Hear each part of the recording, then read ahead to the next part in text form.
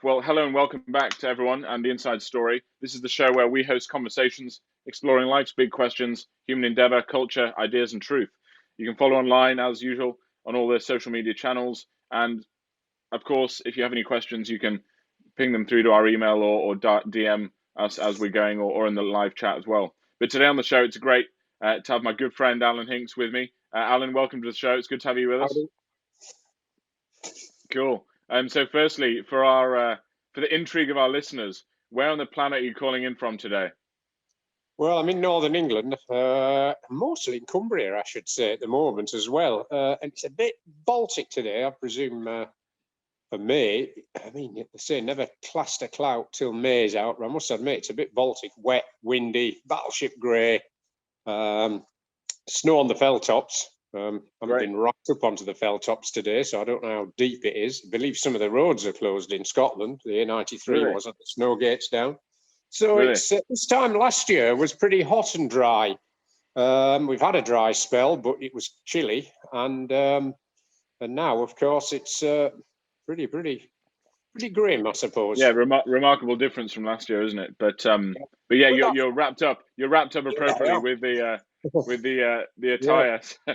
It looks like you're preparing to summit somewhere, but we'll hear more about that in a sec. But yeah, good. Well, good to have you on today, Alan. And it's the first of, I think, many conversations we're going to have on this. But to kick things off, what I really would love is just for you to give quite a 30,000 feet overview of your life so far, and then we'll dig down into some deeper aspects, deeper bits of the snow, deeper crevasses. Hopefully not too far, but we'll talk about some of those areas as we go along. So, do you just want to give our viewers just a kind of maybe 1 or 2 minutes top overview of kind of where you grew up and kind of where you're based now?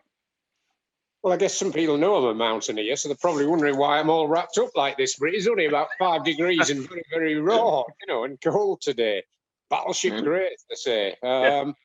But yes, I was born and bred in Northallerton in North Yorkshire. In fact, in Romanby, which is a village near Northallerton, now a suburb of Northallerton, and started my hill walking and climbing on the North York Moors and the Dales and the Lake Districts. So that band of Northern England, which is where I live now, really, in that area.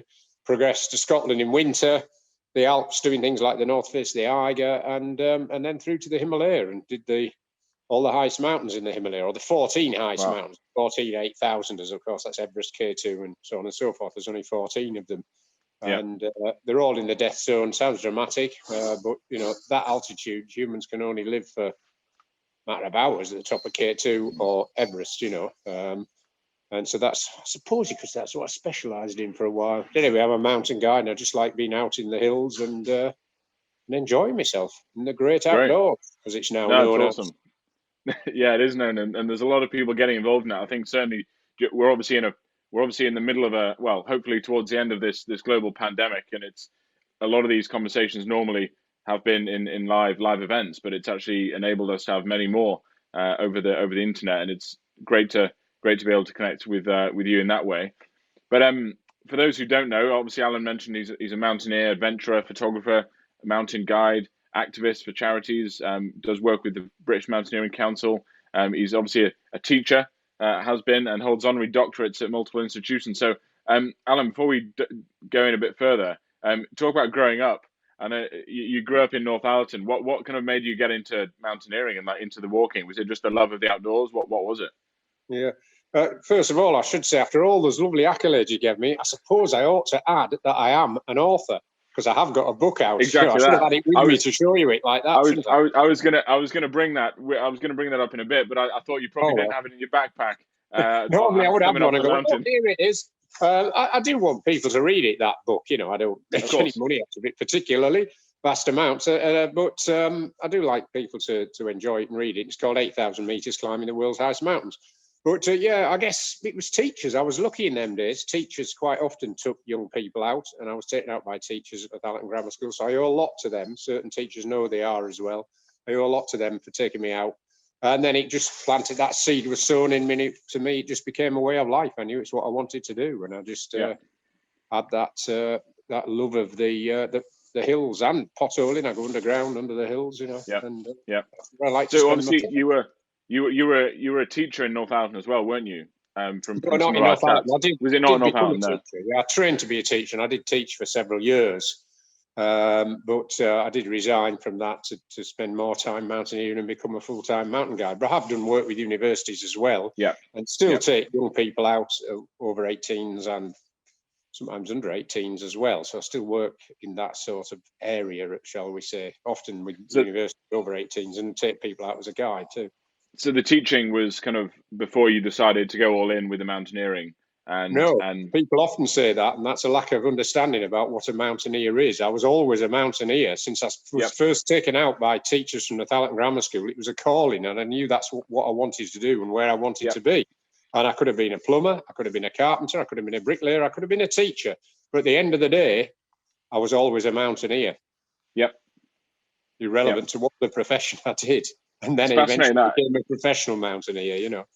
It's fascinating that kind of term calling. How would you describe that kind of that term? Because people I know bandied around quite a lot this term calling. You know, what would you say in a nutshell is for you, like the word calling? What does that mean for people, do you think?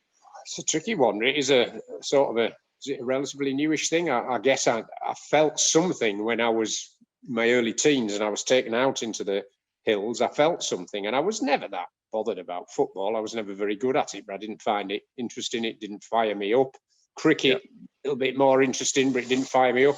I often went and played hockey with the girls at the Thallerton Grammar School, and that was a bit too scary for me. So I was happy to pack that in and take up rock climbing, and I did quite think there was a frisson with danger with the rock climbing, and even going fell walking in them days. You could have said there was more frisson with danger than there is now, because you couldn't just use your mobile phone to call up help, which sadly people do a bit too willy-nilly these days. And so the mountain rescue team do get a bit overstretched at times. And I must say I'm an ambassador for Mountain Rescue England and Wales, and perhaps I should point out I'm the patron of MRSDE, which is Mountain Rescue Search Dogs England. And all those voluntary organisations do a great job, and they love doing it. But they are getting a bit stretched with people who just think they can get on the phone and call people out willy-nilly. Proper accidents do happen.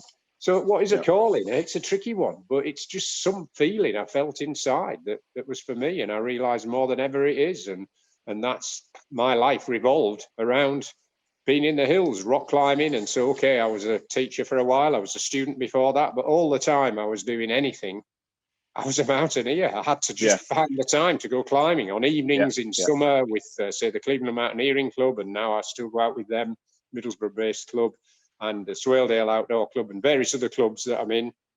And they often have evening meets, as I say, in summer. Nowadays, those sort of clubs have evening meets in winter in the indoor walls. So that's what I always aspired to be. You know, when I was training to be a teacher, when I was a student up in Newcastle, my life revolved around getting away, going rock climbing to the lakes most weekends. That was it. And a true mountaineer, you can never really give up. As you get older, you perhaps can't do rock climbs as hard as you used to, and your knees give in and you get a bit more wrecks. But at the end of the day, you still go out into the fells until the day you die. Whereas it's a professional footballer or a professional cricketer, they seem to give up. They don't even play village cricket. But a mountaineer, is happy to do things at a lower standard and carry on enjoying that way of life, that whatever that is, you know, that calling. I mean, as you know, it's the nature. You know, it's something. I mean, we have something very much in common: that love for nature, the outdoors. You know, being at altitude, seeing, you know, pushing your body to the limit. I think that's one of the things, and seeing, you know, what's out there. It's just when you're standing on the top or even on the journey. You know, I think a lot of time people go, oh, it's just about getting to the summit. Whereas actually, as we'll probably talk about in a bit, it's so much about the journey and the process and how you actually get there and then getting down again. You know, well, getting down for sure. And even the weather, I should say, I'm wrapped up in that, and I'm, you know, almost people might think I'm complaining. I'm not really complaining. I'm a weather geek. I like weather as well, and I go out in the most inclement weather. And the people who don't understand go, why are those people going out in those blizzards and those storms? Well, I like going out in a blizzard and a storm. And I've got the skill to be able to do it, shall I say, as well. I think as well. I've done a lot of time in the kind of some warmer climates in Africa and some of the deserts, and then obviously the mountains as well. And the great thing is in those times of inclement weather, you see different animals, you see different bits of nature doing its thing. And I think that's the joy, is that if you ignore that, you know, the time when the nature is doing its thing, then you're going to miss out on things, so many things. And I know, Alan, as a photographer as well, there's certain things which you can only capture. You know, you can't you can't capture them from your bedroom, can you? Some of those shots. So it's so important to get out. So that's awesome. So yeah, so you based in Northallerton and growing up in Yorkshire, it's awesome. So let's turn now on to talking about the thing I think that you are most known for, and rightly so. It's a phenomenal achievement. It's one that many I think aspire to achieve, but very few people actually achieve it, but also set out on it. And it's the fact that you are the first and only Briton, Alan, to summit and climb the 8,000 meter mountain. So is that so? Tell us a bit about how many people have tried and kind of the scale of this feat that you've achieved. Yeah, it is an interesting one. That I never set out to do all 14. At one point in the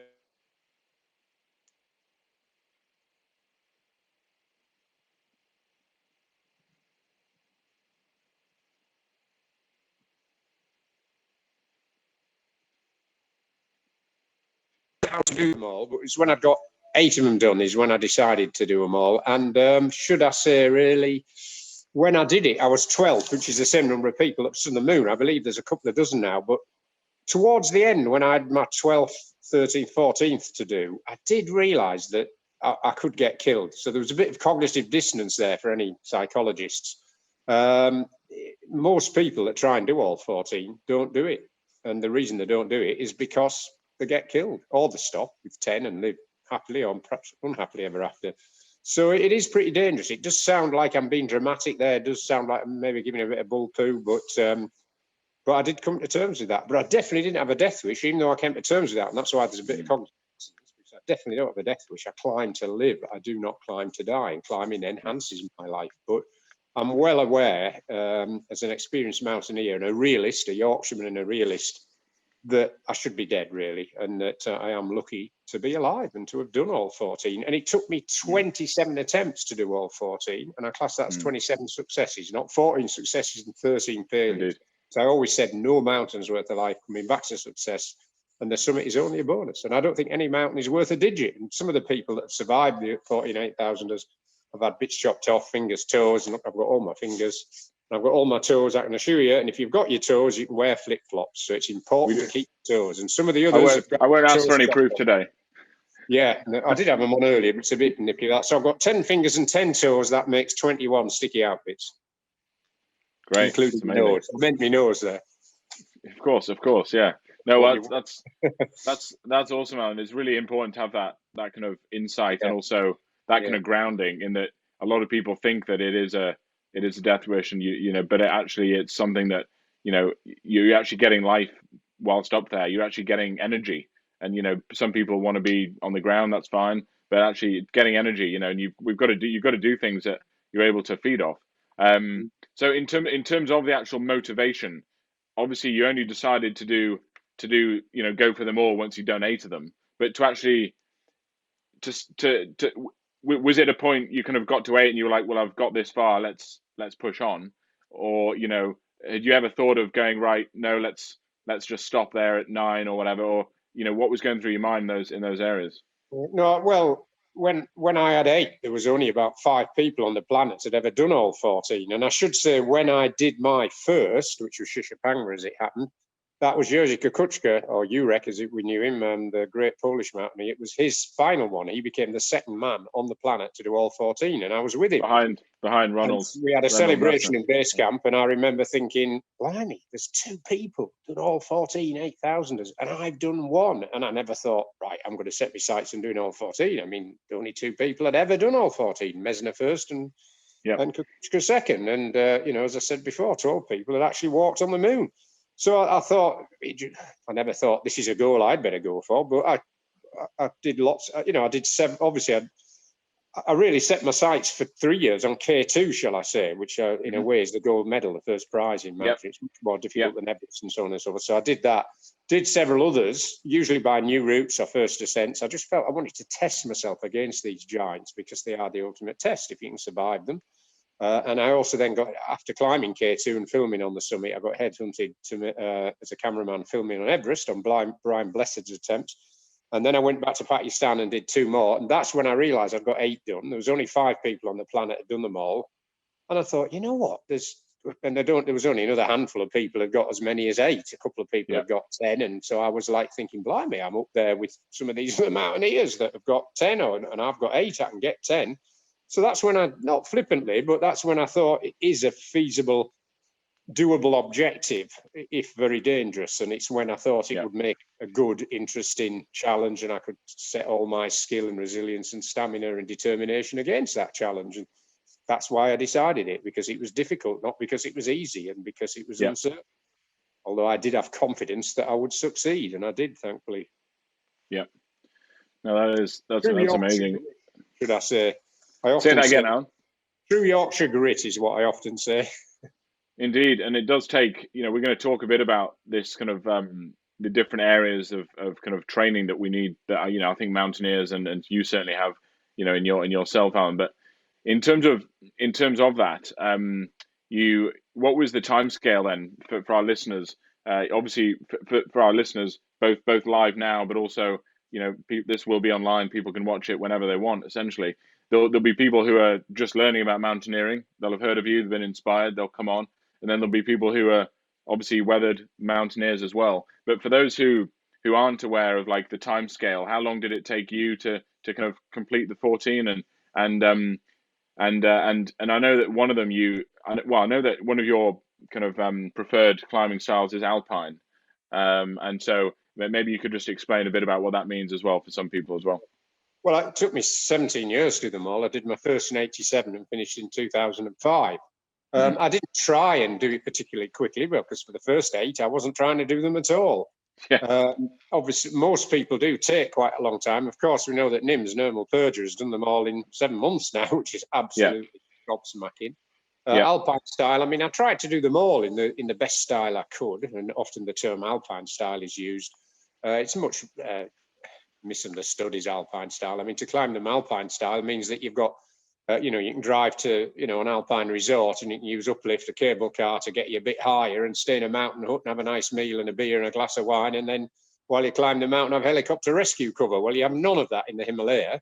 And sometimes you do leave a little bit of rope. It's called fixed rope. Over certain sections, you do need to do that, even alpine style. And people think, oh, no, you just set off at the bottom and you just go to the top with one rope or whatever, which you do sometimes, So it's a bit of a mishmash, but essentially on all of them, I did something different, really. People say, perhaps it just went up the so-called normal route. There's nothing normal on an 8,000er. There's no 8,000er that is a plod as such. Even Everest has vertical bits on it. Even if you go up from Nepal and you go up the route that is, fixed with ropes that people pay money to try and get up, you've still got to risk life and limb, and you've still got to do vertical sections, even though there may be a fixed rope on that vertical section. So none of them should be underestimated, even Everest. And you do need to go with a good company if you do want to do Everest. People quite like, to try Everest if they can raise the cash and they're fit enough, and should never underestimate it. People get killed. Obviously, a good company to go with is this one. It's stuck on my jacket. I think you see Jagged Globe there.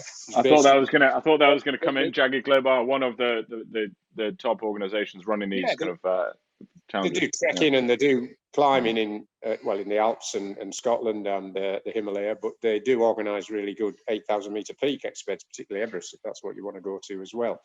Obviously, the other 8,000 metre peaks are not as well sort of set up, really. Everest is. Been back to Everest since I climbed all 14, and I may go back again if there's something interesting there, or might help to guide. Who knows? I mean, perhaps Choyu is one of the best to try if you want to try an 8,000, or shall I say. There's no really safe 8,000, but Choyu might be one of the safest. It's the 6 ties, so it's also a big one. It's 8,200, because you could do a lower 8,000. Only just 8,000, but it might be more dangerous with avalanches or they do say Choi is a good kind of ease in if you want to do Everest, isn't it? It'd be worth doing. And if perhaps if you really had enough time and budget, you'd maybe acclimatise on Choi and then go straight to Everest rather than acclimatising on Everest, and then you don't have to do icefall as much. Obviously that would cost more. Getting 2 8,000ers done, but actually for someone who's not that hardened Himalayan mountaineer after 8,000, they might think, oh, I want to go home, I've had enough now, and I'll come back next year. Who knows? It depends how and they waste a lot of time. They waste a lot of time in that, I can tell you. But Alan, on these 8,000 as well, we're still on that topic. So it took you 17 years to do that. Not that you were pushing in terms of time, but as we know, these things aren't kind of solo. I mean, well, some of your climbs have been solo ventures, but have they all? Have you been in groups for some of them, or have you been, by yourself for many of them? I can imagine. Well, a total mix. I have soloed, particularly one, Gasherbrum 2, completely soloed it. Some of the others I was going to solo, and then a Nepalese mate said he would come with me, so there was just two of us. Most of them were just 2 or 4 people. There was a couple that were big expeditions, so I've done every sort of expedition in, really, but the vast majority of my 8,000ers were just either 2 of us, which often was a chap called Pasangelu and myself, who I climbed with, a really good Nepalese friend. Nepal's a lovely place, and the people are so nice. I'd have to say that Nepal is nearly as nice as Yorkshire, and the people are lovely and friendly. I'd recommend anyone to go there. Obviously, they're not having as many trekkers go there now, as international travel is sort of held back, and so their economy will be crashing because they depend on tourists trekking up to Everest Base Camp and other places. Obviously, people even attempting Everest and other big mountains as well. So as soon as we can, I'd recommend people going to Nepal. Lovely country and very safe and lovely people. And use Jagged Globe. There's a plug. There we go. Use me. I'll employ me with Jagged Globe. They're even better. There we go. Well, we've got some ideas in front of us, Alan, and we'll chat about them off this. But in terms of this, the overall, for those who are kind of hearing this, obviously you've done this challenge, Alan, and other people are attempting it. For you, all the mountains, and this is, I think, something that people don't understand. They think that they're all probably just similar, all because they're all the similar height. They must all be similar difficulty. Well, could you talk to us maybe a bit about the range and difficulty and how some of them are above 8,000, but maybe not as difficult as others, and why that might be the case? You could just buy me a book, and it's all in there. There's 16 chapters, an intro and an aftermath, and one on each mountain. There you go. There we go. It's a great plug. But no, there's no such thing as an easy 8,000, and some are more technical than others, of course. K2 has quite a lot of steep ground in it and quite technical, but then Kanchenjunga does, and Kanchenjunga has bits of rock climbing, sort of V-diff rock climbing. That means, proper rock climbing, easy grade rock climbing at 8,500 meters, not far from the summit. And that's pretty taxing at that altitude, to say the least, and particularly when it's covered in snow and ice as well. So that you do need to, to never underestimate them and be a well-seasoned mountaineer to get up any of them. Unless, of course, you're doing something like Everest, you still need to be seasoned and hard and be able to suffer. But of course, on Everest, there's going to be a lot of fixed rope, and you might have a guide with you, someone like myself, and maybe a couple of Nepalese as well, who will probably be Sherpas, but not necessarily. There could be Gurungs, Nuars, or Tamangs, or Rais, but probably Sherpas. And obviously that might, and lots of bottled oxygen on Everest too, which might help you to get to the top. But can't guarantee it. Oxygen helps. If you have bottled oxygen, it helps keep you a bit warmer. Some people say it's less ethical to use bottled oxygen and so on and so forth. Well, maybe it's less ethical to use plastic boots then, because we used to use leather ones. Maybe it's less ethical to use modern lightweight gas stoves and whatever, So I don't like to talk about them sort of ethical things. If people use bottled oxygen, it's up to them as long as they bring the bottle back. I think that's the main thing, isn't it? It's leaving the mountain as you found it, and I think that's one of the big issues where people just abuse that. And I think we find this in the. I was going to take only photographs and leave only footprints. Yep. Well, you've done many of that, much of that, Alan, where you've been.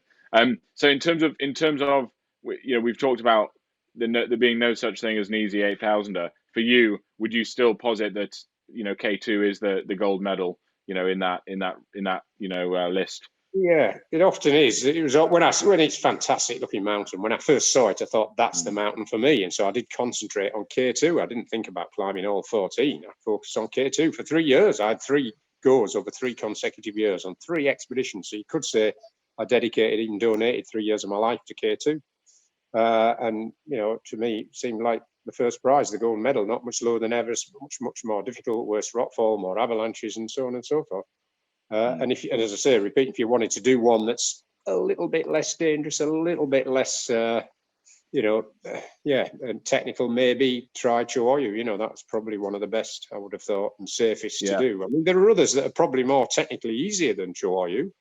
Gasherbrum 2 wasn't particularly technically that difficult. The one I completely soloed, but I think far more avalanche on it and far more difficult to get to the base of it across glacier-rated terrain. Whereas Chihuahua's a bit more easy access, and yes, there is a difficult, steepish section in it, but someone will fix a rope on that on this ice fall, and then you can just help pull yourself up the rope over this steep section. So it's a sort of a bit of a balance on all of them.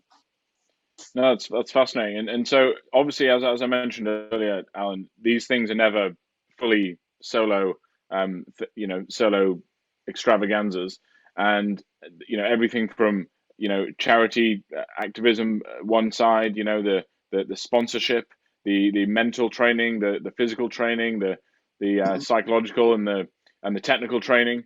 For you, would you say that, talking about those things, in terms of the mental, physical, and technical training, what would you say would be a kind of an idea for someone listening in, wanting to maybe get into mountaineering? What would be a kind of the first steps for them in terms of, right, you really need to get hard before you really know what you're doing technically or mentally? What are the key bits of makeup that you'd say are critical to kind of being a successful mountaineer? Yeah, well, I suppose if you want to go to the 8,000ers, you have to be mental, really. It takes a lot of mental effort, so you need to be mental. Anyway, just serve a traditional apprenticeship and get tough. Yeah, I mean, lots of people only rock climb now, and that's fine. Some people only rock climb indoors on indoor walls, and then they might get a cheap flight to Spain or Greece or Turkey. Oh, wait a minute. Oh, when did we last do that? When will we ever do that again? Who knows? So you've got to suffer the rain in this country trying to rock climb. So get on the indoor walls. Just you need to go to Scotland in winter and suffer a bit. I mean, having said that, the Himalayas is good training for Scotland in winter. It's that gnarly up there often. And do alpine climbing and just, develop your resilience and your stamina and determination and your strength. Get used to carrying big rucksacks and heavy loads and camping out. And you have to be able to suffer a bit to get used to suffering. Yep. That's really good advice for people wanting to get into that. And so in terms of the obviously one of the big aspects with any team is the people around it. And I know a lot of the support network you have obviously is friends and a really good companies that support you, and also your family as well. So maybe one of the things I know that you do a lot of your summits, you show a picture, and I gather that's your daughter. What's the kind of story behind that, Alan, just for our viewers? Well, I guess that started in some of the lower mountains I started doing when I served, a traditional apprenticeship in. You're having a bottle of gin there? That looks good. Bottle of gin, yeah. I'll send some over, yeah. Yeah, and so I would be. When she was a little girl, I started taking a photograph of her to the summit. I've always been proud to be a Brit, and proud to be a Yorkshireman, but I never thought of taking the Union flag, nor the Cross of St George, nor the Yorkshire flag, the White Rose. I decided I'd take a picture of my daughter Fiona, and I took a different picture every year. She got older, and I guess it was to remind me that she needed her dad back, I suppose. So I should try hard not to get killed, I guess. But it was a bit of comfort. I mean, people often take photographs of the loved ones with them, I guess, don't they? Yeah. So that's what I would do, and get that out on the summit of each mountain and have a picture of me holding a photograph. Of Fiona, like that. Yeah. And in terms of that, obviously, there are risks involved in mountaineering, and and I know as well, probably far fewer people and comrades that have not made it back. Have there been any times? I know we have talked about this briefly, but have there been any times where it's been a worry, where your daughter's maybe been like, oh, has my dad made it, kind of thing, and has that been a thing throughout her life, of kind of that worry? And I'm sure it has. I probably was a bit flippant about it, and obviously when she was young, she didn't know any different. Her dad was a mountain climber, and that's that. But she got older into a teen, she did become more aware that I could get killed and I'm doing something dangerous. So perhaps that was a bit selfish of me, but what could I do? It's who I am, really. And so that but that's it, really. I mean, I've tried to stay alive, but I always forget. I don't forget, but when I think of it now more philosophically, it is interesting that I always took that photograph of Fiona, and every time I got to a summit, I had to hold that picture up of my daughter. and get someone to take a photograph of me, hand my camera to them, or sometimes I'd put my camera on a rock and do one of these self-timer things. Obviously nowadays people are just like we're doing now at arm's length, and call it a selfie. I actually did that on my last 8,000, which was Kanchenjunga, and I called it an arm's lengthy. And that was in 2005. And believe it or not, that was about 15 years ago now. Nobody did selfies then. The word didn't really exist. So I invented the selfie on the second highest mountain in the world, Kanchenjunga, but I called it an arm's lengthy because I had a digital camera with me in 2005. Prior to that, I had film type cameras, which meant you could hold them at arm's length, but what you tended to do is put them somewhere and put that get on a timer thing on, which was a little 10-second button type thing, but people don't know much about that sort of thing now. But yeah, a lot of friends, particularly foreign friends, would take the flag. Some European friends and whatever, they'd always want the flag and they'd be up there with the flag. I mean, some Brits would take the Union flag and then people would take sponsors things to the summit, which I did sometimes. But it was interesting to see all these people that would take a flag up, and I never felt the need to take a flag up, and yet I am proud to be a Brit, a Yorkshireman and that, but I never felt the need to take a flag up, really. It was that picture of my daughter, Fiona. Yeah. No, that's poignant, and at the end of the day, your family is closer than a nationality in many respects, isn't it? So it's a powerful reminder. But yeah, so just moving on a bit, talking about after you had this success, you came back and obviously you had a warm welcome from Yorkshire, from North Yorkshire, from North Allerton. I was reading earlier about the mayor coming and celebrating with you guys, and obviously you're an honorary member of North Allerton now. I recall. Honorary citizen, an honorary citizen, yes. That means every time I go, you have to buy me a beer. If you show me that in writing, I'm happily play that game. It says so on the board in the town hall. Have a look. Oh yeah, that's it. A beer every time I go. Oh, that's it. Yeah. It says and fish and chips, I think, as well, isn't it? Yeah, and a coffee. Yeah, coffee. Get it in. But so Alan, you came back and a few years later, I think you got recognised with an OBE. Is that correct? And what was that? What was that like? What was the process of that, and how do you feel about that? Well, it comes out the blue. I don't know what the process is. You get a letter saying, "Are you happy to accept it?" I thought, "Yep," and that was great, and it was really flattered and honoured and whatever. It was quite scary going to Buckingham Palace and meeting the Queen, to be honest, or at least nerve-wracking anyway. And but that was nice. I managed to get Fiona to come with me, and I think Jay, who's now my grandson, managed to get him into Buckingham Palace afterwards after I'd got it, which was nice. The police let him in the grounds, I think, just briefly to have a photograph with me. Lovely, that's amazing. And have you, on the back of that, have you seen? Obviously, you're doing a lot of speaking engagements. Well, before COVID, I know that you were booked in doing a lot of speaking engagements. Has that been something that Has that been something that you've there's been a lot of opportunities opening up on the back of that kind of OBE and that achievement? Well, I don't know whether the OBE helps that way. It might do, but hopefully people realise I've got something interesting to talk about, and you could say there's parallels and messages. What with resilience and determination and risk management and things like that. So sometimes I can do work for companies, and I do public talks and whatever, and I work in the outdoor trade and work as a mountain guide, and I do bits with Jagged Globe here. So I make my living generally in the mountains, but a lot of my work fell off a cliff when this COVID thing broke out, because I was going to work at the various outdoor shows and bushcraft shows and do all these talks, and basically that's the events industry, and that literally has fallen off a cliff. Has worked for companies like Jagged Globe, like for this lot. They're not getting many people obviously going out to Nepal at the moment, or any other country trekking, nor any other trekking companies. So people talk about the hospitality industry, and it is in a grim state. At the moment, pubs have opened the gardens and car parks. There's no pubs open, and so most pubs don't have a garden and a car park. In the weather today, I don't think anyone will be sitting in a pub garden or car park today. Marquees will blow away, I'm sure. They'd probably just find me and you sat there with our jackets on. But the hospitality industry has been hammered, but it's sort of had bits of reprises. But the events industry has just fallen off a cliff, essentially. And the sort of stuff I did has fallen off a cliff, and that's that. And there's certain things you just can't replicate online. There's certain things that it's just not possible. And I think it's not worth it even. It's so, I think people are longing still, and I think it's starting to come back, that kind of smaller group gatherings. And I think as we come out of this the other side, hopefully that will start to really kick off again, because I know that's what a lot of people are looking forward to. But yeah, Alan, let's talk a bit about K2 specifically. I know we're in May now. Crazily, we're in May. The year's flying by. And in January, February this year, there was obviously the K2 Winter Challenge expedition led by NIMS and a number of other teams. And I think in total, 10 or 11 people were successful in achieving that kind of feat. Were you following that process at all closely? Obviously, having done it in the summer, that done it and obviously achieved that huge feat.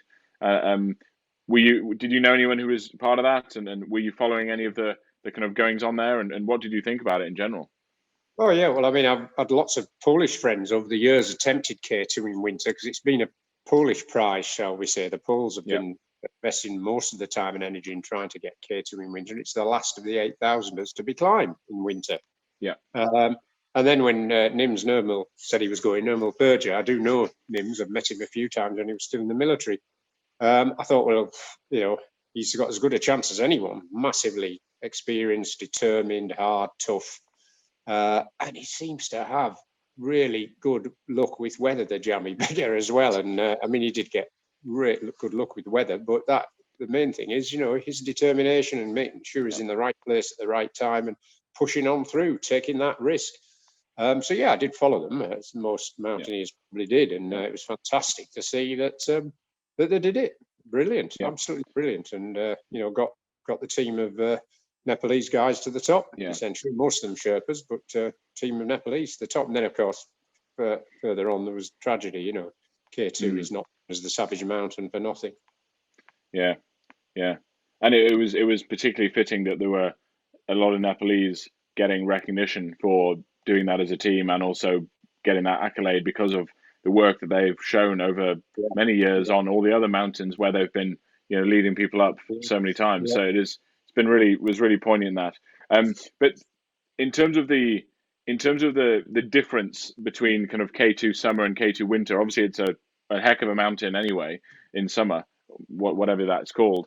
But what would you say the key differences are? Would you say temperature? I mean, minus 60 degrees Fahrenheit. Would you say that's the main difference? Oh yeah, temperature and the wind as well. Obviously, you had to find a calm day to get to the top. Yeah. But the temperature is just heinous, and because when you're at extreme altitude like that, your blood's getting thicker and thicker, more viscous, and you feel the cold more, the lack of oxygen. So it's far more serious, and risk of getting frostbite and so on and so forth. There's takes no prisoners in winter. Well, 8,000ers don't take any prisoners anyway. The K2 in winter, it'd been tried by some of the hardest climbers in the world over several years, these Polish experienced mountaineers, and they've never managed it. Brilliant achievement. Nirmal and his team. Yeah. And for you, when you did your you obviously had 3 attempts at K2 and successfully managed it on third.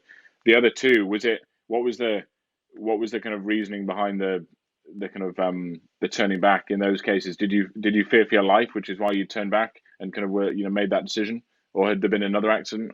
The first time I had to help somebody down, and that was the end of that. Someone who was needing help, so I had to abandon the attempt to help somebody down. Mm-hmm. The second time I bailed out because I thought the slope was too avalanche prone. The weather was good; it was good weather, but I just felt the slope was too avalanche prone. I was probably only 5 hours from the summit on a trip that was 5 months, Briton to Britain, so remote. It was on the north side of K2 in China. Wow.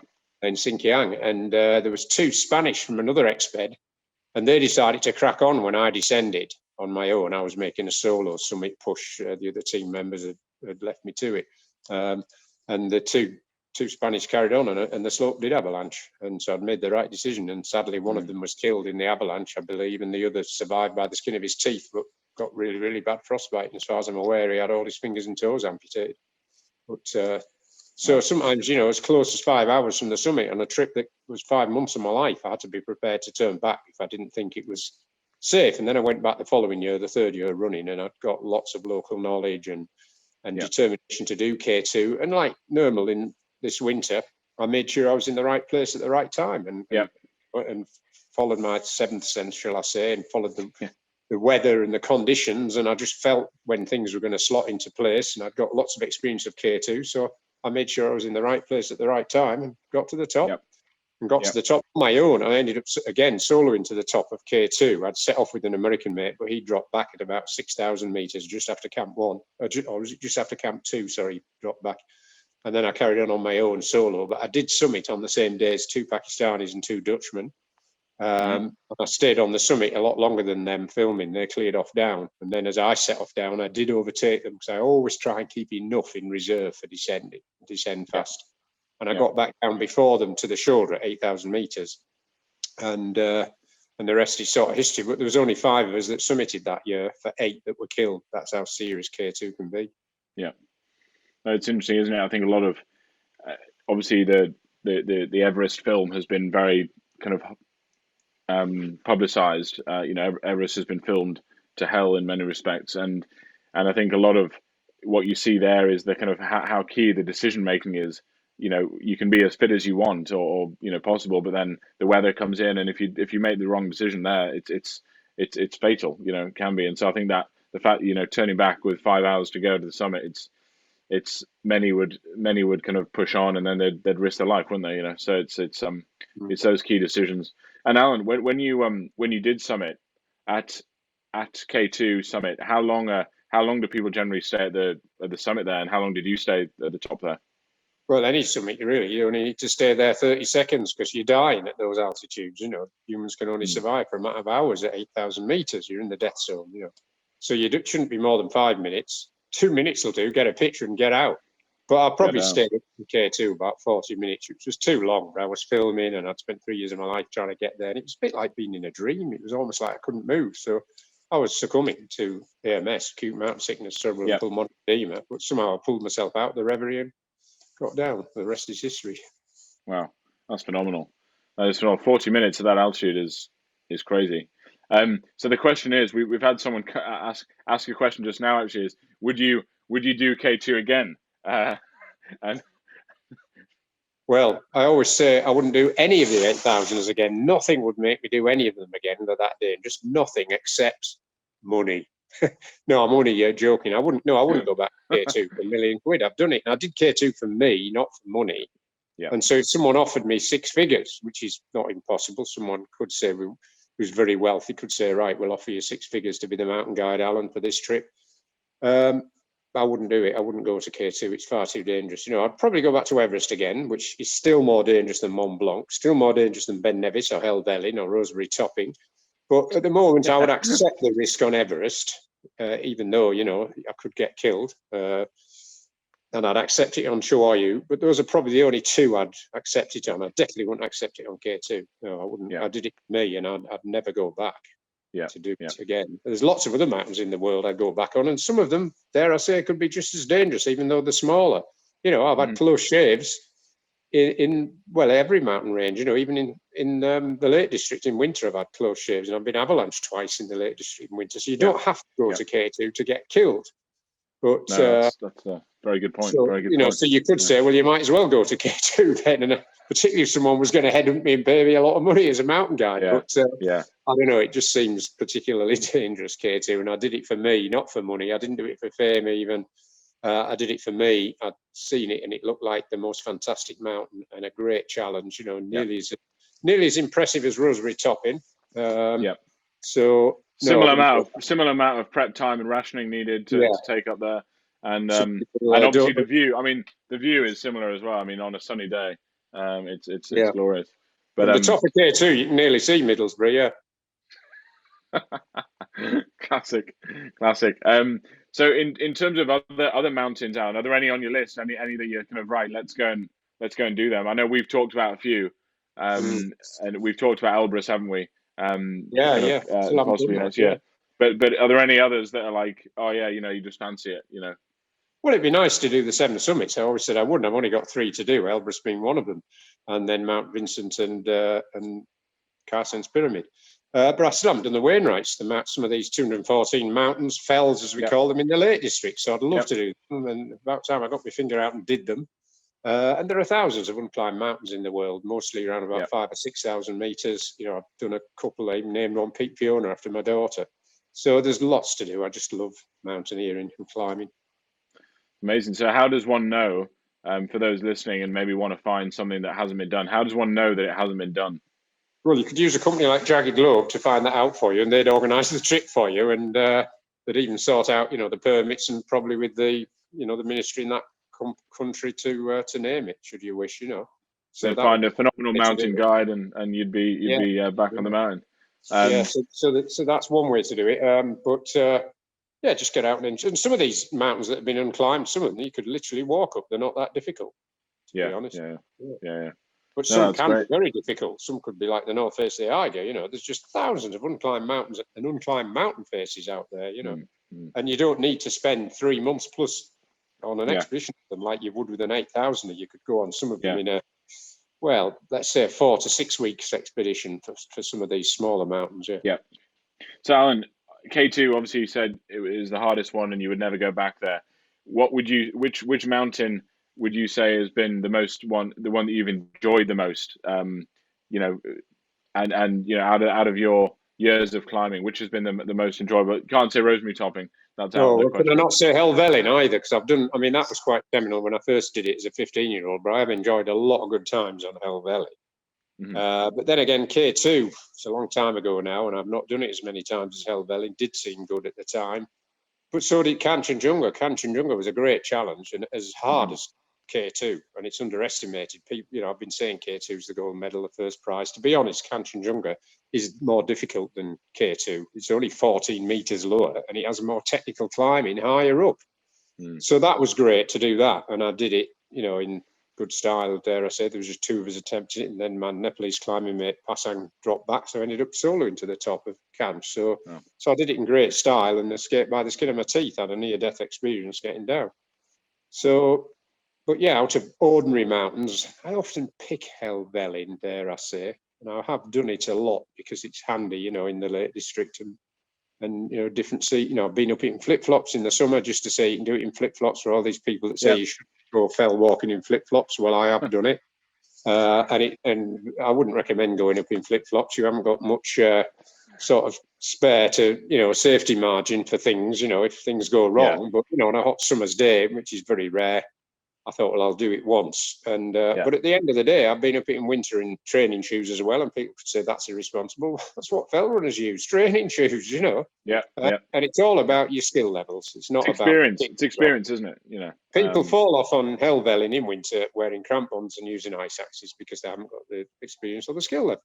So it sounds like very pompous, but all this mountain climbing and fell walking is the skill level. I mean, look at that film of what's it called? That did the Dawn Wall thing in really free solo. Whatever, that's what the film's called. So people are really technically proficient. Can climb unroped. They can solo climb really difficult routes, and if they fall off, well, they're brown bread. That's it. If you're solo and climbing El Capitan and you fall off, you're going to fall several thousand feet to your death. But they can do that. So it's all about your own. They've got that confidence, haven't they? They've got that confidence. Your own risk, your own capacity for risk. What you want to take, really, as well. Yeah. So that's what's good about mountaineering and hill walking. Because even hill walking has its risks. You're not right next to the road where an ambulance can come and pick you up, and can't guarantee a helicopter's going to get you, even in a country like Britain. Yeah, I mean, Alan, I know we've talked a lot about risk off camera and obviously, many times as well. And I think it's a very interesting thing because, people band around saying you shouldn't do that because it's going to be risky, or you shouldn't do that. Yeah. And I don't know, you've talked about your ethos is that that's something that you're really driven to do, and that it's about having the experience to do it. So having the experience eliminates a lot of the risk, doesn't it? When you do that, and I think I'm in my comfort zone when I'm in the fells, but I try not to get complacent because that's when accidents happen. Yeah. Don't fall into those heuristic traps, and make sure you're always thinking ahead. Look well to each step. And but I see cyclists on the road, and I do a heck of a lot of cycling as well. I don't have a road bike; I just have a mountain bike because I'm doing it for training. So I don't need to do 120 miles on a road bike. I'll do a lot less on a mountain bike, but just as much, probably out for the same length of time.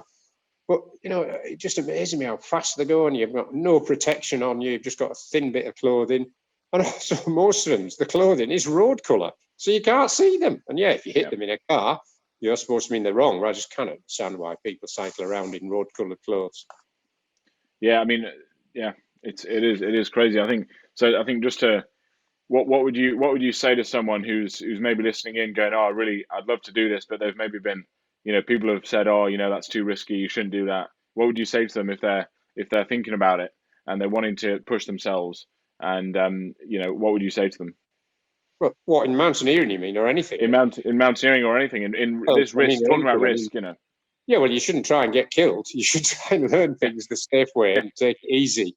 Always be prepared to back off, and learn. I mean, whether it be cycling, you've got to accept a certain risk level, or mountain climbing, or potholing, or paddling, kayaking, canoeing, all them sort of things. They're all have the risks.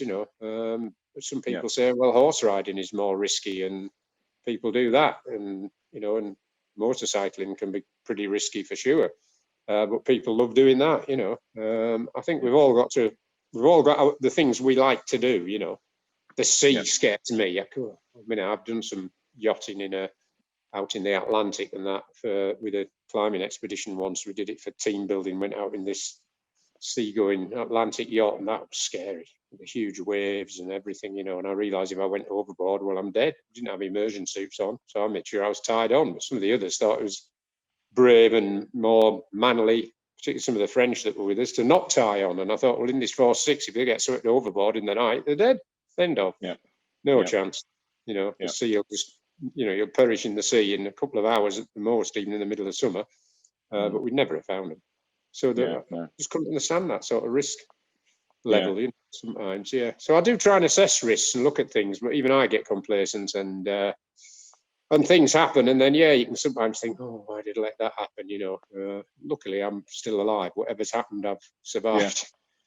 So I think, rounding off, I think it would be fair to say it's about surrounding yourself with the right people and having the right team to eliminate as much risk. Would you agree with that? It's good to, and having the experience, building experience, and that can help. Sometimes you're on your own, so you can only make your own luck, and you can make your own luck, and you've got to class any close shaves as you have as gifts, really. They're not, they are mistakes, but you should learn from them, so they should be classed as gifts, something that you can learn from and try not to make that mistake again, so make sure you don't get that gift again. But I say that, and obviously I've had close shaves in it, but I've tried to learn every time. Sometimes maybe you don't get the chance to learn again.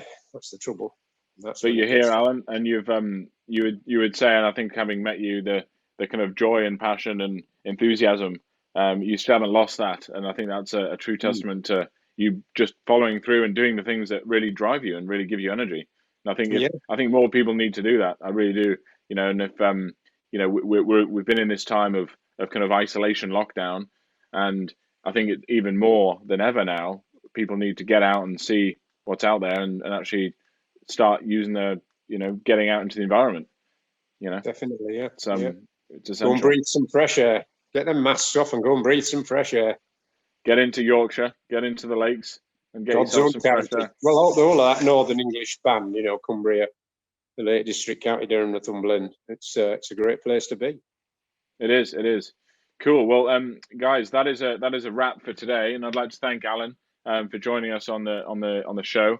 You can find out more about all Alan's work and his climbs and social media through the links that will be available below on the comment section. You can also check out his book on Amazon, which will also be in there with a detailed kind of breakdown of each of the mountains in those. I'll get one from me and I'll autograph it. Yeah, there we go. Get in touch with if people do want that, then they can get in touch with me, and I'll arrange that with Alan, and we can sort that out. No problem. You probably get it cheap on Amazon, but then you're using Amazon rather than little old me. The links to the past and upcoming conversations will all be online and can be found through our channels and social media. Alan, it's been a pleasure, and look forward to being back out in the mountains again together soon. But to all those watching and listening, thank you for subscribing. See you next time for more conversations exploring life's big questions, human endeavor, culture, ideas, and truth. I'm David Stretton-Downes, and this has been The Inside Story.